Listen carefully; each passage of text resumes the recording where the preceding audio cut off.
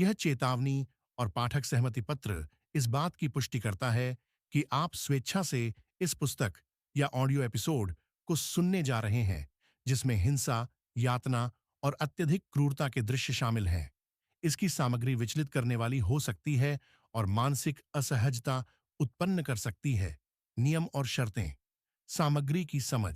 श्रोता यह स्वीकार करता है कि इस ऑडियो में शारीरिक और मानसिक यातना, अत्यधिक हिंसा, हत्या और मानसिक उत्पीड़न के दृश्य व वर्णन शामिल हैं।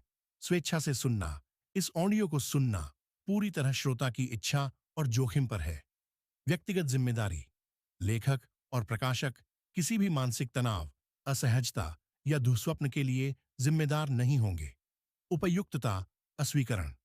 यह सामग्री उन श्रोताओं के लिए उपयुक्त नहीं है जो अत्यधिक हिंसा, क्रूरता या मनोवैज्ञानिक भय से संवेदनशील हैं। अपरिवर्तनीय सहमति। आगे सुनते हुए आप यह स्वीकार करते हैं कि आपको चेतावनी दी जा चुकी है, आप जोखिम समझते हैं और अपनी जिम्मेदारी पर आगे बढ़ रहे हैं।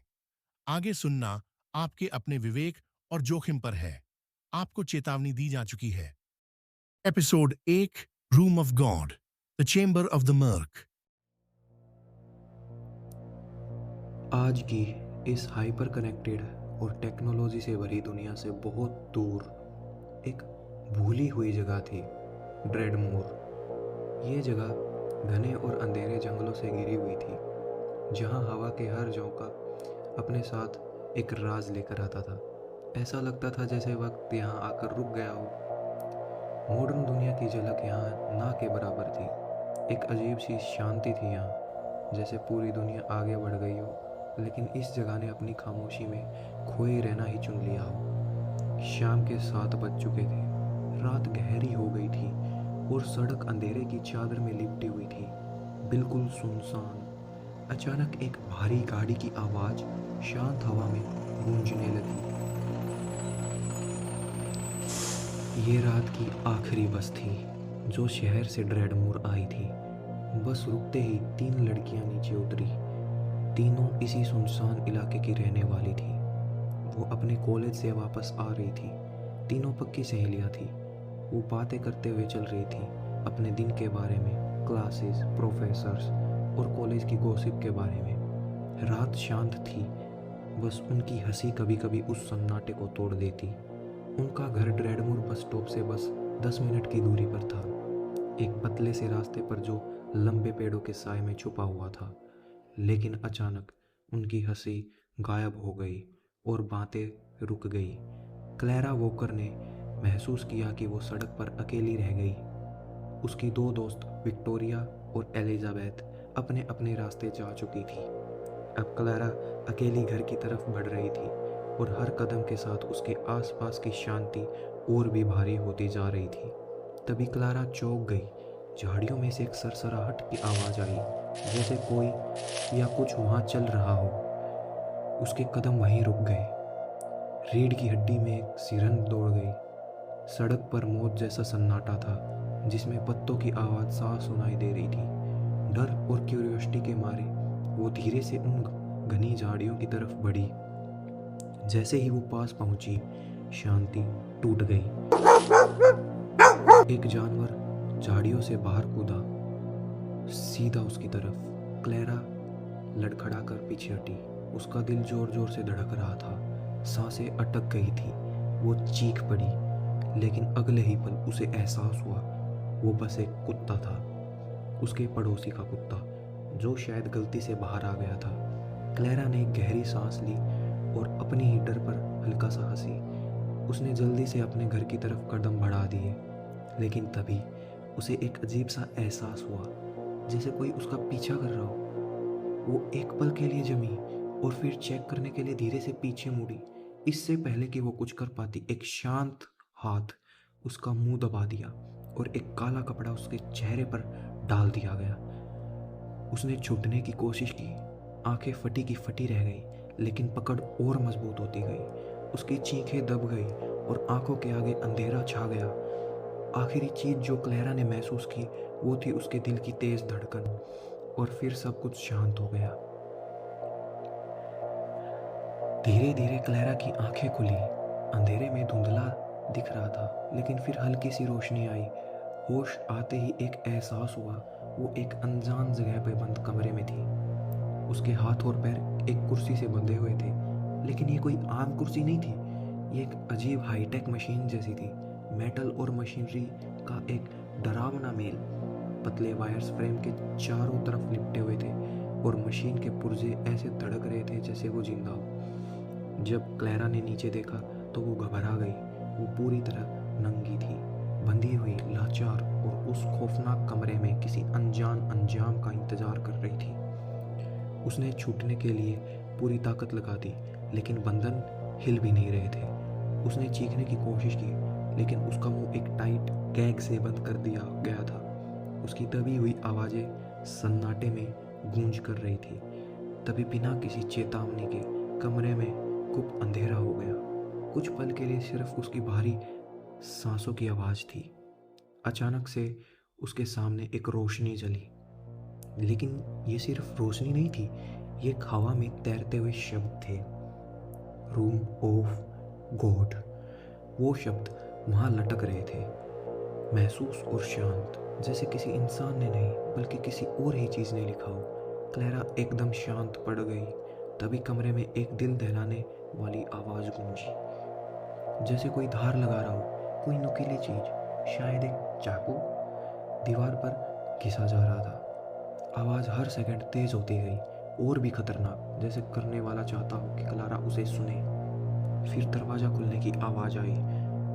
क्लैरा ने इधर उधर देखा, लेकिन कमरे में कोई दरवाज़ा दिख नहीं रहा था। दीवारें बिल्कुल प्लेन थी, लेकिन आवाज़ सच्ची थी। इससे पहले कि वो कुछ समझ पाती, उसने अपने पीछे कदमों की आवाज़ सुनी, भारी कदम। एक साया सामने आया, एक आदमी जो ऊपर से नीचे तक काले कपड़ों में था। उसका चेहरा एक डरावने मास्क के पीछे छुपा हुआ था। उसके हाथ में काले लेदर के ग्लव्स और पैरों में मिलिट्री बूट्स थे। एक हाथ में उसने एक चमचमाता हुआ बड़ा चाकू पकड़ा हुआ था, जो अभी अभी तेज किया गया था। क्लैरा का दिल जोरों से धड़कने लगा। वो डर से कांप रही थी और कुर्सी पर चटपटा रही थी। उसने चीखने की कोशिश की, लेकिन गैग ने आवाज़ दबा दी। उसकी आंखों से आंसू बह रहे थे, लेकिन वो पूरी तरह बेबस थी। वो मास्क्ड आदमी कुछ नहीं बोला। उसके पास से गुजरा जैसे क्लारा वहाँ हो ही ना, और सामने रखे एक मेटल के टेबल के पास गया। बड़े आराम से उसने अपने औजार जमाना शुरू करे।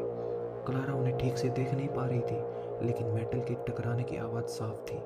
पीछे से क्लैरा अपने गैग में चिल्लाती रही, डर के मारे तड़पती रही। वो आदमी रुका। वो गुस्से में तेजी से घूमा और क्लैरा के पास आया।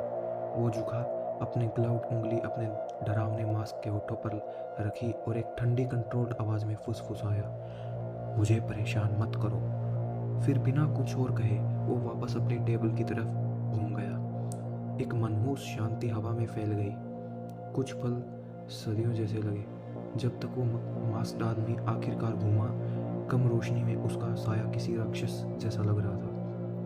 एक हाथ में चाकू चमक रहा था और दूसरा हाथ खाली था, जो और भी डरावना लग रहा था। वो धीरे धीरे आगे बढ़ा, हर कदम क्लारा की धड़कन के साथ मैच कर रहा था। क्लैरा डर के मारे सिकुड़ गई। उसकी आंखें किसी रास्ते की तलाश में इधर उधर घूम रही थी, लेकिन वहाँ कुछ नहीं था। वो बुरी तरह डर चुकी थी, सांसें अटक रही थी। वो शिकार के सामने एक हिरन की तरह थी। अचानक वो आदमी उसके सामने घुटनों पर बैठ गया। क्लैरा डर गई। उसे लगा अब अंत आ गया है, लेकिन उसने चाकू उठाया और उसकी नोक क्लैरा के गले से कुछ इंच दूर रखी। फिर धीरे धीरे, बहुत धीरे, उसने चाकू को क्लैरा की गर्दन से लेकर उसकी छाती तक नीचे स्लाइड किया। चाकू सिर्फ टच कर रहा था, काट नहीं रहा था। ये शारीरिक दर्द से ज़्यादा दिमागी टॉर्चर था। जैसे ही क्लारा की सांस रुकी, उस आदमी ने अपने दूसरे हाथ की बीच वाली उंगली से उसके जिस्म के अंदर हमला किया। ये दर्दनाक था। क्लैरा की आत्मा तक कांप गई। उसकी बॉडी झटकने लगी। वो उस हमले से बचने के लिए तड़पने लगी। खामोश, वो आदमी गुर्राया। उसकी आवाज़ उस छोटे कमरे में गूंजी, वरना मैं तुम्हें इतना टॉर्चर करूंगा जिसका तुम अंदाजा भी न लगा सकती। उसकी धमकी में सच्चाई थी। क्लैरा ने एक टूटी हुई सांस ली और खुद को कंट्रोल करने की कोशिश की, लेकिन उसका शरीर अब भी कांप रहा था। फिर एक अजीब सी हरकत करते हुए उस आदमी ने चाकू को क्लेरा की छाती पर चलाया। दबाव बढ़ाते हुए उसने वहां एक गहरा खुरेद दिया। खून की एक पतली लकीर उभर आई जो उसकी सफ़ेद स्किन पर साफ दिख रही थी। बिना रुके उसने अपना सिर झुकाया और उस जुख्म से खून चाटने लगा। ये देखकर क्लेरा को घिन आ गई। आंसू उसके चेहरे पर बह रहे थे, लेकिन तभी उस आदमी ने एक छोटी डब्बी निकाली और उस जख्म पर मरहम लगा दिया। एक अजीब सी दया दिखाते हुए उसने क्लेरा के मुंह से गैग खोल दिया। बोलने की आज़ादी मिलते ही क्लेरा हैरान रह गई। वो आदमी पास की टेबल पर गया और कुछ सामान जमाने लगा। उसकी पीठ क्लेरा की तरफ थी। ये एक मौका था। क्लेरा ने अपनी पूरी जान लगाकर चीख मारी, बचाओ।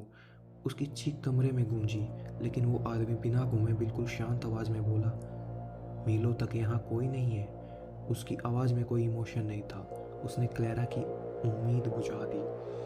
वो दरवाजे की तरफ बढ़ने लगा। जैसे ही उसका हाथ हैंडल पर पहुंचा, क्लेरा की टूटी और भारी हुई आवाज़ आई, तुम कौन हो?